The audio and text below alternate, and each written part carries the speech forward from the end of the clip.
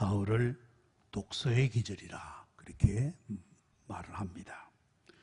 하늘은 높고 푸르고 공기는 맑고 선선해서 책 읽는데 정말 좋은 계절이 가을이라 이렇게 말씀할 수 있습니다. OECD, 즉 경제협력개발기구 국가별로 나타난 독서율을 보았습니다. 가장 높은 나라는 스웨덴이었습니다. 85.7%의 독서율을 가지고 있고 우리나라는 74.4%를 가지고 있습니다. 근데 평균이 얼마냐? OECD 국가의 평균이 76.5%입니다. 그러니까 우리는 평균보다 조금 떨어진 그런 나라인 것을 알 수 있습니다. 참 그나마 다행이라고 생각되어졌습니다. 2015년도 한국인의 독서율이 얼마나 될까? 성인은 9.1권을 읽고 고등학생은 8.9권, 중학생은 19.4권, 초등학생은 70.3권, 가장 높았습니다. 초등학생들이 가장 책을 많이 읽고 있는 것을 보게 됩니다. 이걸 보면 우리 한국 사람들이 그래도 독서율이 과히 낮진 않구나 하는 생각을 가지면서 희망을 발견할 수 있습니다. 에밀 파게라는 사람이 그의 독서술이라는 책에서 이렇게 얘기했어요. 독서는 행복으로 초대한다. 왜냐하면 이는 지혜로 초대하기 때문이다.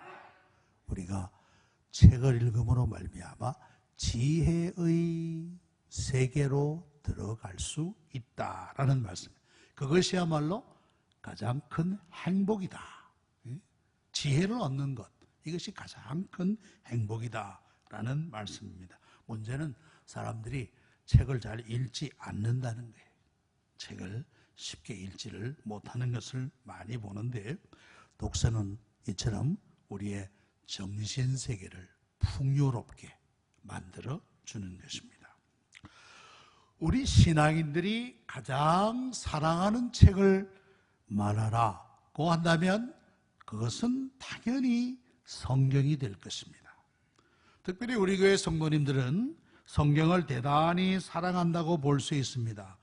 여러분들 매주마다 성경을 완독했다는 보고가 주보에 실려 있습니다.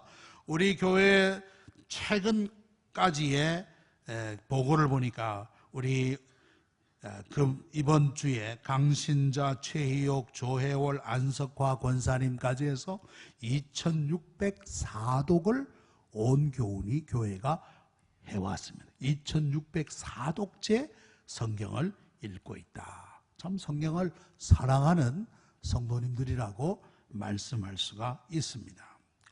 오늘 아침에도 읽은 이 말씀에 보면은 성경을 사랑하는 성도들이 나오고 있는 것을 알 수 있는데 그 사람들은 누구냐? 베레아에 있는 사람들이라 그랬습니다. 그들은 데살로니가에 있는 사람들과 비교해 보았는데 그들보다 훨씬 더 너그러웠다.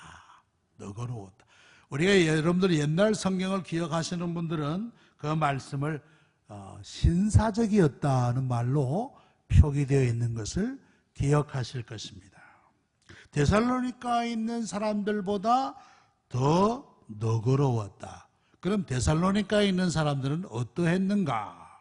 데살로니가에서는 어떤 일이 있었는가 하는 것을 우리가 생각해 보아야 될 것입니다. 사도 바울은 가는 곳마다 1차적으로 유대인들에게 복음을 전하기 위해서 제일 먼저 찾아간 곳이 어디냐 하면 회당이었습니다. 회당. 유대인들의 예배 처소인 회당에 가서 자기의 관례대로 하나님의 말씀을 전했습니다. 사도행전 1장 2절에 보면 바울이 자기의 관례대로 그들에게로 들어가서 새 안식일에 성경을 가지고 강론하였더라 그렇게 말씀했습니다. 새 안식일 동안 성경을 강론했어요. 하나님의 말씀을 전하고 가르치고 토론하고 했던 일을 했습니다. 그러니까 부흥사경회를 열었다라고 생각할 수가 있겠습니다. 유대인들은 말이죠, 회당에 다른 지역에서 살던 유대인이 찾아오면 그들에게 말씀할 기회를 준다고 그럽니다. 그리고 그가 하는 말씀을 가지고 서로 토론하면서 하나님의 말씀을 이해하는 데 더 노력했다고 합니다. 참 좋은 전통이다라고 생각할 수 있습니다. 바울이 성경을 가지고 강론하였더라 그랬습니다. 강론이라는 말이 뭡니까? 말씀을 풀어 가르친다는 뜻이 아니겠습니까? 성경을 가르쳤다. 성경, 그 당시의 성경은 바로 뭐냐 하면 구약 성경을 말씀하는 것입니다. 그때는 아직도 신약 성경이 쓰여지지 않은 때였습니다. 아마 그 구약 성경은 양피지의 두루마리식으로 기록된 그러한 성경이었을 것입니다. 유대인들은 지금도 현대에도 회당에 가면 두루마리로 된 율법을 저들이 가지고 있는 것을 보게 됩니다. 그러나 중요한 것은 뭡니까? 바울이 강론한 내용이 뭐냐는 말씀입니다. 그 내용은 바로 사도행전 17장 3절에 나오는 말씀입니다. 여러분들이 그 말씀을 한번 주목해서 보시면 좋겠습니다. 뜻을 풀어 그리스도가 해를 받고 죽은 자 가운데서 다시 살아나야 할 것을 증언하고 이르되 내가 너희에게 전하는 이 예수가 곧 그리스도라 그랬습니다. 이 말씀은 바울이 전한 복음, 그 복음의 핵심적인 내용입니다. 유대인들에게 무슨 정치, 경제, 사회 이런 문제를 거론하지 않았습니다. 오직 그리스도의 복음, 그리스도가 해를 받고 죽은 자 가운데서 다시 살아나야 될 것이라. 이것이 바울이 가는 곳마다 증거한 복음의 가장 중추적인 핵심입니다. 여러분들이 우리가 무엇을 믿는가? 복음을 믿는다고 하는 것은 바로 이것을 믿는 거예요. 예수님의 십자가와 예수님의 부활, 이것을 믿는 것입니다. 예수 그리스도의 대속적인 죽음, 이것을 믿는 사람이 복음을 받은 사람이라고 말씀할 수 있는 것입니다. 그래서 바울은 어딜 가든지 이 십자가와 부활의 복음을 전했습니다. 고린도전서 1장 23절에 보면 우리는 십자가에 못 박힌 그리스도를 전하니 유대인에게는 거리끼는 것이요 이방인에게는 미련한 것이로다 그렇게 말했습니다. 유대인들에게는 예수님의 십자가 거리끼는 거예요. 유대인들의 율법과 전통에 보면 나무에 달린 자는 저주를 받은 자다. 예수님 저주받은 자라 이거예요. 저주받은 자가 어떻게 우리의 구주가 될 수 있느냐? 유대인들은 예수님의 십자가를 거리낌으로 생각한 것입니다. 반면에 이방인들은 어떻습니까? 이방인들은 합리적이고 이성적인 사람들입니다. 이들은 로마 제국의 가장 극형인 십자가형을 받은 나사렛 예수가 어떻게 우리를 구원할 것인가? 이것은 말이 안 되는 것이다. 이방인들에게는 예수 그리스도의 십자가가 미련한 것으로 이해되어졌다라는 말씀입니다. 그러나 사도 바울도 처음엔 그랬어요.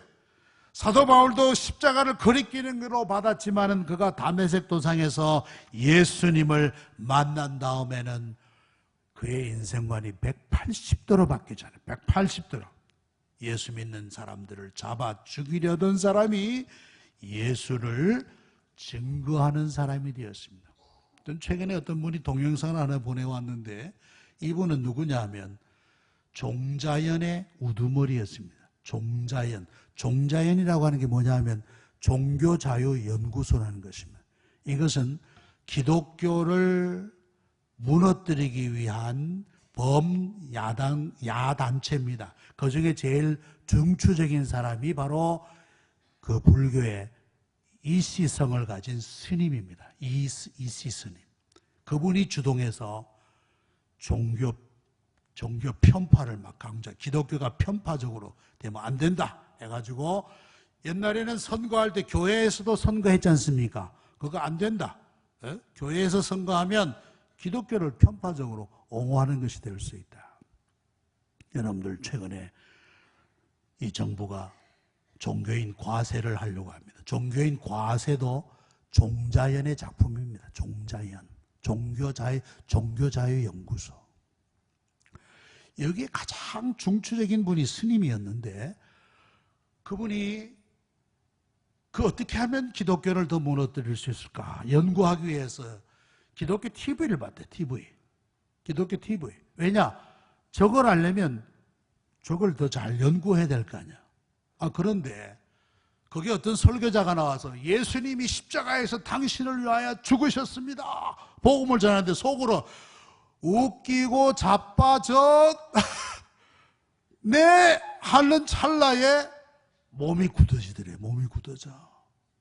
몸이 굳어지고 혀가 굳어지고 완전히 자기가 아니더래. 아주 그 사실을 부인하려다가 자기 몸이 말을 안 듣더래. 근데 그 이전에 굉장한 두통이 있었대. 굉장한 두통. 기독교를 박해하려고 온갖 머리를 쌓아내려니 머리가 아팠겠지요. 그런데 그 TV 설교를 보다가 회심한 거예요. 이 가장 종자연의 가장 중추적인 사람입니다. 이분은 불교계 엘리트입니다. 아주 비상한 사람입니다.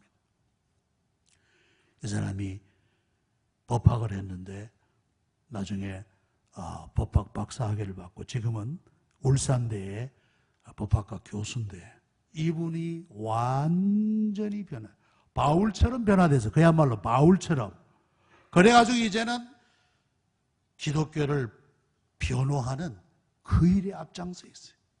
이정훈 교수라고 여러분들 유튜브에 이정훈 교수를 한번 쳐보면 나올 겁니다. 하나님이 하시는 일을 참 다 우리가 알 수 없어요. 그 복음을 비방하려고 웃기고 앉았네 하는데 그냥 확 아마 성령이 강권적으로 그를 휘어잡은 것 같아요. 이제는 완전히 체계적인 법 이론으로 그러한 것들을 지금 막아내는 그 일에 아주 그냥 선두에 섰어. 이정훈 교수, 울산대 법학과 교수. 하나님이 이렇게 돼. 하나님은 지금도 바울과 같이 이런 사람들을 세우는구나. 바울은 어딜 가든지 십자가와 예수님과 부활 이것을 전하는데 많은 사람들이 복음을 받아들였어요. 여기 보니까 경건한 헬라인의 큰 무리와 적지 않은 귀부인도 고난을 받았더라. 헬라의 경건한 헬라인들이 누구겠습니까? 하나님을 경외하는 사람들이라고 봅니다.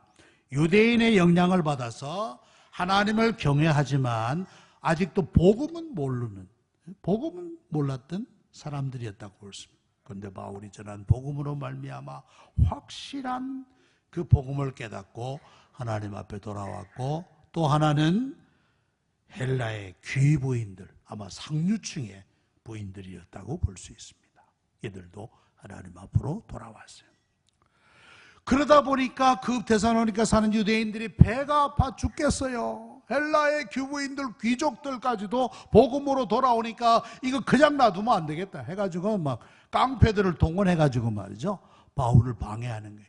야손의 집에 있는 바울을 끌어내고 바울의 인을 끌어내고 관가에 고소하고 그래가지고 막 관에도 끌려가고 하는 그런 그 어려움을 겪다가 결국은 보석금을 내고 풀려나게 되었는데 더 이상 데살로니가에서는 사역이 힘들겠다 해서 베레아 지방으로 옮긴 거예요. 사역을 옮긴 거예요. 베레아는 데살로니가에서 약 96km 떨어진 서쪽에 있는 곳입니다. 바울과 실라는 그곳에 도착해서도 제일 먼저 찾아간 곳이 어디냐면 회당이었어요.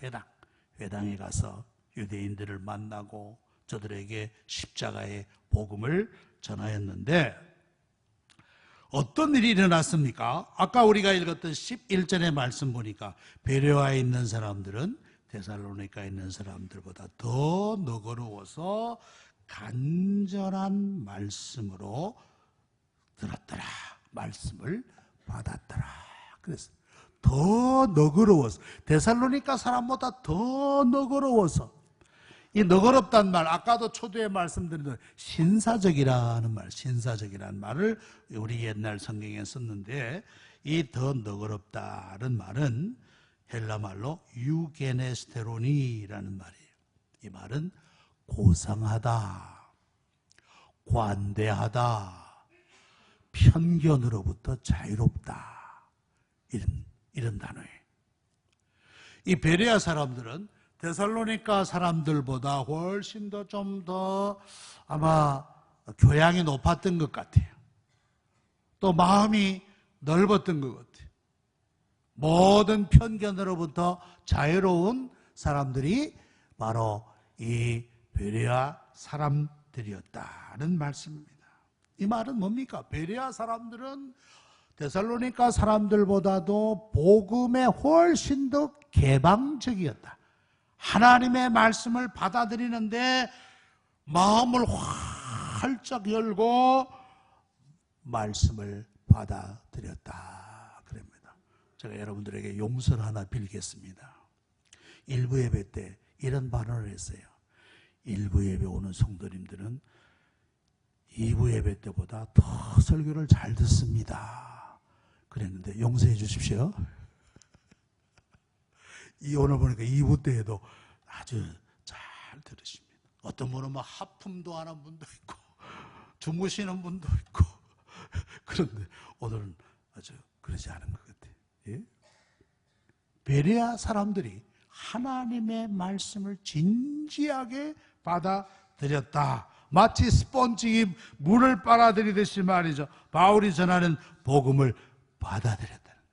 바울이 아마 신나게 복음을 전하였으리라 그렇게 생각합니다. 눈도 크게 뜨고 귀를 쫑긋해서 하나님의 말씀을 받아들였습니다. 뿐만 아니라 수동적으로 하나님의 말씀을 받을 뿐만 아니라 그들은 어떻게 했느냐? 이것이 그러한가 하여 날마다 성경을 상고하였다 그래. 이것이 그러한가, 이것이 뭐예요? 바울이 전하는 말씀이 이게 정말 옳은가? 이 말씀이 과연 바른 말씀인가? 물론 그 말씀에 무슨 큰 회의감을 가지고 그러한 것보다도 그 말씀의 진위, 그 말씀의 본질, 그것을 좀 더 깊이 이해하기 위하여 상고했다라고 볼 수 있어요. 이 상고라는 말은 조사하다, 검사하다, 실험하다 하는 그런 뜻이 있습니다. 그러니까 이 말은 바울이 전하는 이 말씀을 허투루 듣지 않았다 하는 말씀. 바울이 전하는 말씀을 진지하게 그 말씀 한 말씀을 놓치지 않고 진지하게 깊이 살폈다라는 말씀도 되는 것입니다. 제가 설교하는 목사로서 설교를 마치고 가끔 막 당황할 때가 있습니다. 당황할 때. 뭐냐? 어떤 성도님이 목사님 오늘 인용한 말씀이 마태복음 7장 25절 말씀이 그 말씀이 아니네요. 그러면 당황해요. 내가 그 말씀을 한 번 더 정확하게 살펴서 그 말씀을 정확하게 인용해야 할 텐데 아이고 내가 깊이 살피지 못했구나. 그럼 막 쥐구멍에 들어가고 싶은 그런 마음이에요. 우리 성도들이 성경을 아주 깊이 이렇게 대하시고 보시는 것 같아요. 어떤 분들은 또 그 구절에다가 날짜까지 적습니다. 2012년 10월 15일 2부 예배 설교. 아마 나중에 또 그 본문 가져가면 목사님 그때 했는 말씀입니다. 정말 설교자가 어렵다. 말 한 말씀 한 말씀을 정말 잘 준비해야겠구나 하는 그런 생각을 가지게 됩니다. 베레아 사람들이 날마다 그 성경을 상고했더라. 아마 그 당시 성경은 구약밖에 없으니까 구약을 견주어서 바울이 전한 말씀이 구약과 어긋나지는 않는가? 구약과 일치하는가? 이러한 것들을 살피면서 말씀을 받았던 것으로 볼 수 있습니다. 이 베레아서는 한마디로 하나님의 말씀을 진지하게 대하였던 사람들이라고 말씀할 수가 있겠습니다. 감리교의 창설자 요한 웨슬리가 이렇게 외쳤습니다. 내가 알고 싶은 한 가지가 있다. 바로 천국으로 가는 길이다. 하나님은 그 길을 가르쳐 주시기 위하여 친히 이 땅에 내려오셨다. 이 한 가지 목적을 위해서 그분이 천국에서부터 내려오신 것이다. 그리고 그것을 어떤 책에 기록해 놓으셨다. 그 책을 저에게 주소서. 어떤 대가를 치러도 좋사오니 하나님의 책을 저에게 주소서. 이 요한 웨슬레의 기도였습니다. 하나님 나에게 그 구원의 책을 주소서. 그래서 제가 몇 번 얘기했습니다마는 요한 웨슬레가 강조한 말씀이 있습니다.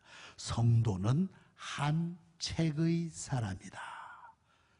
그 라틴 말로 호모 우니우스 리브리라는 말.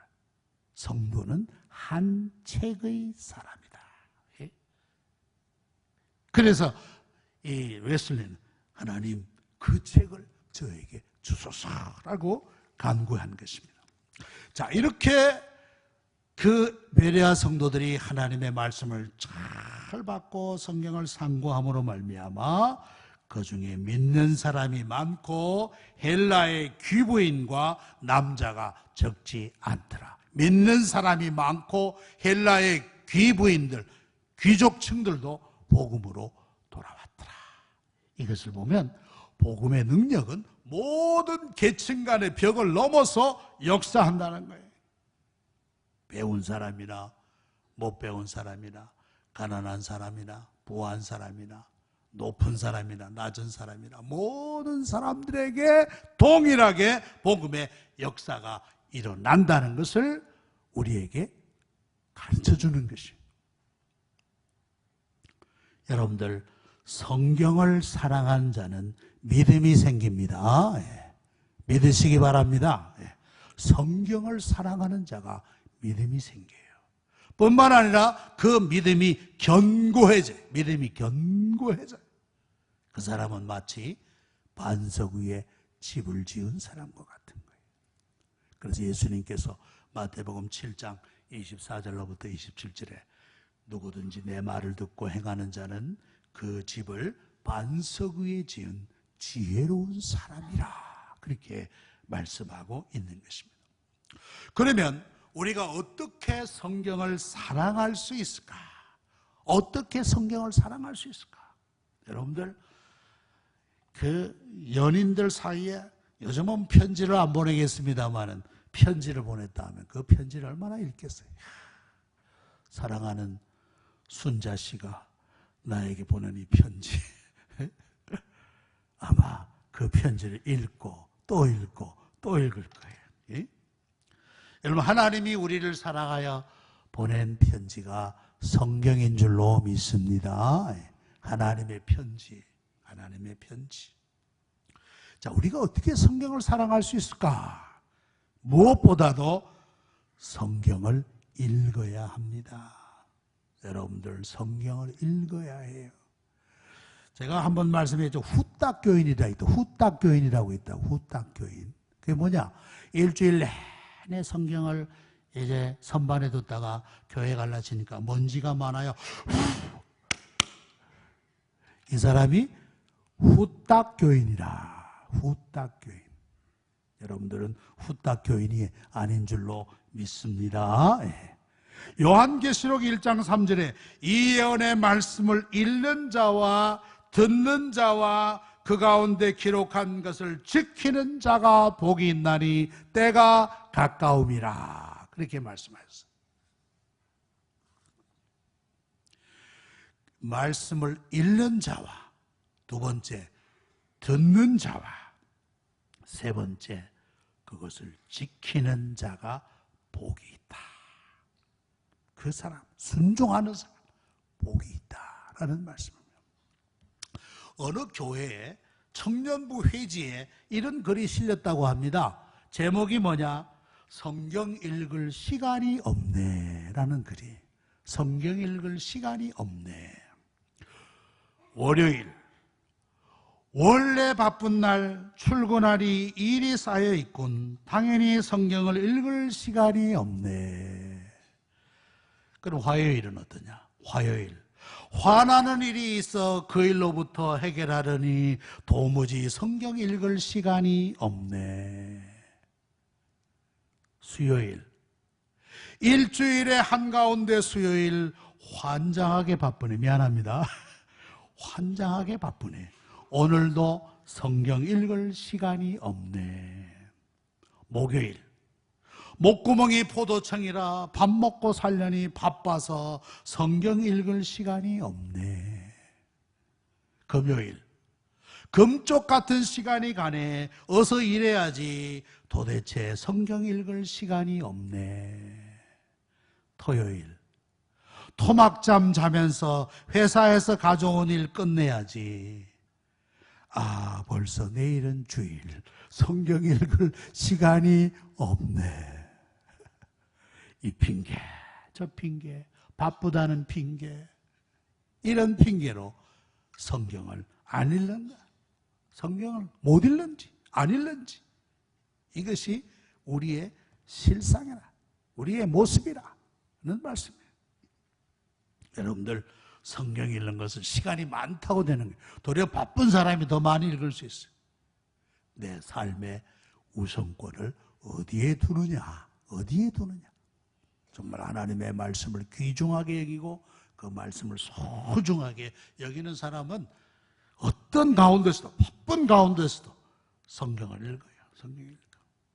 어떤 직장인은 보니까 성경을 말해서 분철해서, 성경을 나누어서 창세기, 출애굽기 다 이렇게 나누어 가지고 전철에서도 출근하면서 퇴근하면서 그렇게 성경을 읽는 분이 계신 걸 보았어요. 저는 최근에 이런 시를 읽었습니다. 제목이 뭐냐면 파할머니와 성경책이라는 시입니다. 그러니까 파를 파는 할머니와 성경책. 제가 한번 읽어보죠. 추석 대목 지나 발걸음 한산한 도남동 시장 골목길. 게으른 정적이 감도는 하오. 검은 가죽 표지 성경책 바로 옆에 펼쳐놓고 파풀이처럼 쓰러져 잠든 할머니. 대문짝 활자가 돋보기 안경테 밖으로 기어나와 앙상한 팔다리 웅크린 할머니. 하늘의 품에 안겨 기도하다가 잠든 아기처럼 포근하다. 이거는 최동호라는 시인이 쓴 시입니다. 이 시인의 하루는 도남동 시장길을 가다가 파 다듬어 파는 할머니 권사님, 아마 장사하시면서도 짬짬이 성경을 읽으시다가 하도 피곤해서 성경책 펴놓고 조셨다 보죠. 그 조시는 모습을 보고 감동을 받고 시상을 얻어서 이렇게 시적으로 표현한 거예요. 파 다듬어 파는 그 고단한 삶의 현장에 있었지만은 이 할머니는 성경을 놓지 않았다는 거예요. 그 얼마나 아름다운 일이에요. 참으로 성경을 사랑한 성도님이셨다라는 말씀이에요. 성경을 사랑하는 성도는 하나님의 말씀을 사랑하는 성도예요. 설교의 능력과 같이 하나님의 말씀을 사랑하는 사람은 설교도 아울러 사랑하는데, 어떤 분이 설교를 이렇게 비유하였습니다. 저는 결혼한 지 30년이 되었습니다. 그동안 저는 32,850개의 식사를 했습니다. 저희 아내가 요리한 것입니다. 그런데 놀라운 사실은 그 많은 식사 가운데 한 끼의 식사도 정확히 기억하지 못한다는 것입니다. 하지만 매 끼 식사 때마다 제게 필요한 영양분을 충분히 공급받고 있음은 분명합니다. 그 많은 식사가 없었다면 저는 오래전에 영양실조로 굶어 죽었을 것입니다. 그걸 설교로 비유했어요. 설교. 여러분 설교 다 들으시고 나갈 때는 한 90%는 다 잊어버리죠. 그죠? 90%는 아마 다 잊어버릴 거예요. 지난주 안 목사가 뭘 설교했나 잘 기억 못할 겁니다. 여러분들 30년간 결혼생활 하신 분, 집에서 식사한 거 딱 3끼로 하면 32,850끼입니다. 그 식사 다 기억하십니까? 기억 못하죠. 그러나 매 식사가 나에게 필요한 충분한 영양분을 공급했듯이 듣고 잊어버리고 하는 그런 설교지만 그 말씀이 나에게 영적인 자양분이 된다는 말씀입니다. 주일 설교가 우리에게는 영적 양식이 된다. 영적 양식. 사람이 밥으로만 사는 거 아니에요. 하나님의 말씀을 먹어야 사는데, 내가 그 목사님이 언제 무슨 설교했는지 기억은 못하지만 그 말씀이 나에게 영적 자양분이 되어서 나로 하여금 이렇게 믿음에 굳게 서 있게 했노라. 이런 고백이 여러분의 고백이 되시기 바랍니다. 예. 말씀을 맺겠습니다. 성경에 대해서 스폴전이 이런 말을 했어요. 읽으라. 하나님의 말씀이기 때문이다. 지키라. 하나님의 법이기 때문이다. 받으라. 하나님의 선물이기 때문이다. 믿으라. 하나님의 약속이기 때문이다. 여러분들 오늘부터라도 다시금 성경을 사랑하셔서 이 가을에 성경이 여러분들의 손에서 떠나지 않는 역사가 있기를 축원합니다. 예, 기도합시다. 거룩하신 하나님 아버지, 우리에게 하나님의 가장 귀한 선물인 성경을 주셨음을 감사하옵나이다. 그러나 우리는 바쁘다는, 시간 없다는 핑계로 말씀을 가까이 하지 못하였습니다. 용서하여 주시옵소서. 하나님의 말씀을 꿀성이보다 달게 먹게 하여 주시옵소서. 그리하여 영적으로 강건하게 하시며 하나님의 일을 하기에 부족함이 없는 새 힘을 얻게 하여 주시옵소서. 예수님의 이름으로 기도하옵나이다. 아멘.